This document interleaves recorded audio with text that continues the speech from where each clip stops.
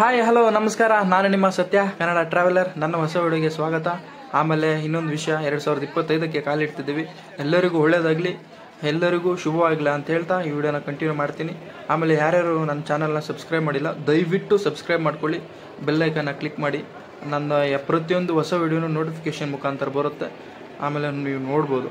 So ಹಾಗೆ ಒಂದು ವಿಡಿಯೋನ ಮಾಡೋಣ. ಆಮೇಲೆ ನಾವು ಎಲ್ಲಿಗೆ ಬಂದಿದ್ದೀವಪ್ಪ ಅಂದರೆ ನಿಮ್ಗೆ ಆಲ್ರೆಡಿ ಅರ್ಥ ಇರುತ್ತೆ. ಚಾರ್ಮಿನಾರ್ ಚಲ್ ಚಲ್, ಹೈದ್ರಾಬಾದ್ ಬುಲ್ ಬುಲ್, ನೀವು ಹಾಡಿಂದೆ ಆಟ ನೆನ್ಪಾಡಿಂದೆ ಪಾಠ ಅಂದರೆ ಗ್ಯಾಪ್ ಹೇಳ್ಬೇಕು ಅನ್ನಿಸ್ತು, ಈ ಗ್ಯಾಪಲ್ಲಿ ಹೇಳಿದ್ದೀನಿ. ಸೊ ಹೈದ್ರಾಬಾದು ತುಂಬ ವಿಶೇಷ ಇದೆ. ಇದೊಂದು ಪ್ರಸಿದ್ಧ ಐತಿಹಾಸಿಕ ಸ್ಥಳ ಅಂತ ಹೇಳ್ಬೋದು ಹೈದ್ರಾಬಾದು. ಇದು ಹೇಗೆ ನಿರ್ಮಾಣ ಆಯಿತು, ಯಾಕೆ ನಿರ್ಮಾಣ ಆಯಿತು, ಹೇಗೆ ಏನು ಅಂತ ಅದು ಡೀಟೇಲ್ಸ್ ಕೊಡ್ತೀನಿ. ಇದು ಕಟ್ಟಿದ್ದು ಯಾರಪ್ಪ ಅಂದರೆ, ಇದು 1591ರಲ್ಲಿ ಮೊಘಲ್ ಸಾಮ್ರಾಜ್ಯದ ಕುತುಬ್ ಶಾಹಿ ಅನ್ನೋರು ಇದನ್ನು ನಿರ್ಮಾಣ ಮಾಡ್ತಾರೆ. ಯಾಕೆ ನಿರ್ಮಾಣ ಮಾಡ್ತಾರೆ, ಏನು ಹಿನ್ನೆಲೆ, ಅದನ್ನು ನಾನು ಹೇಳ್ತೀನಿ. ಸೊ ಅದನ್ನು ಹೇಳೋಕ್ಕೆ ಮುಂಚೆ ನಾವು ಮುಂದೆ ಹೋಗೋಣ. ಮುಂದೆ ಹೋಗ್ಕೊಂಡು ಹೇಳ್ತೀನಿ ಯಾಕೆ, ಏನು, ಎತ್ತ ಅಂತ. ಸೊ ಈಗ ಟಿಕೆಟ್ ತೊಗೋಬೇಕು, ತುಂಬ ರಶ್ ಇದೆಯಂತೆ.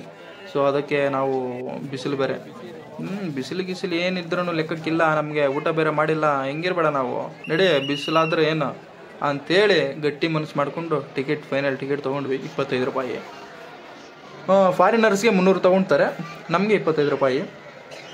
ಆಮೇಲೆ ಅವರು ಸರ್ ಗಿಂಬಲ್ ಎಲ್ಲ ಇದೆ, ಅಲೋ ಮಾಡ್ತೀರಾ ಕ್ಯಾಮ್ರಾ ಎಲ್ಲ ಅಂತಂದರೆ, ಸರ್ ದಯವಿಟ್ಟು ಈ ರಶಲ್ಲಿ ನೀವು ಅದನ್ನು ಕೇಳಬೇಡಿ ಸರ್. ನಾನು ಹೇಳಿದೆ ಎಕ್ಸ್ಟ್ರಾ ಪೀಸ್ ಕೊಡ್ತೀನಿ ಸರ್ ಅಂದ್ರೂ ಅವ್ರು ಕೇಳಿಲ್ಲ. ಇಲ್ಲ ಸರ್ ಅವೆಲ್ಲ ಅಲೋ ಇಲ್ಲ, ಸೊ ಏನು ತರಬಾರ್ದು ಅಂತ ಹೇಳಿದ್ರು.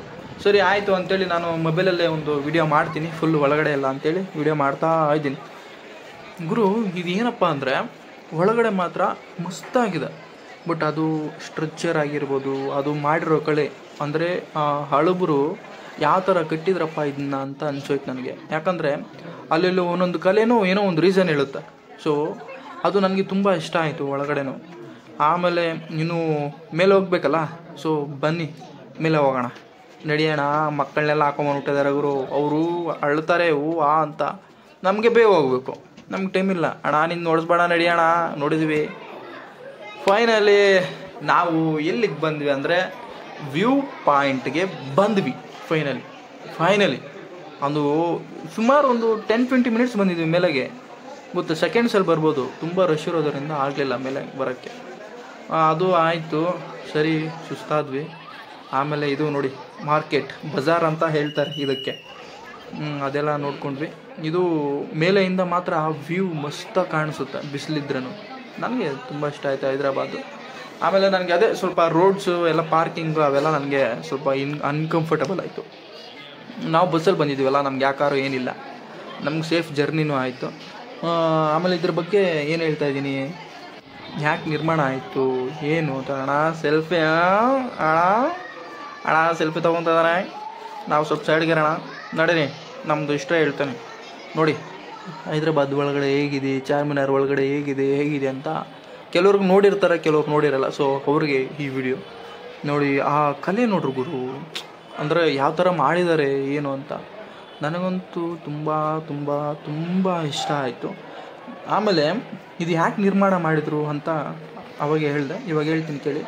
ಇದು ಆ ಕಾಲದ ಗಂಭೀರ ಕಾಯಿಲೆ, ಯಾವುದೋ ಪ್ಲೇಗ್ ಕಾಯಿಲೆ, ನಿಮಗೂ ಗೊತ್ತಿರುತ್ತೆ. ಸೊ ಮಹಾಮಾರಿ ಕಾಯಿಲೆ, ಅದು ಒಂಥರ ಡೇಂಜರಸ್ಸು.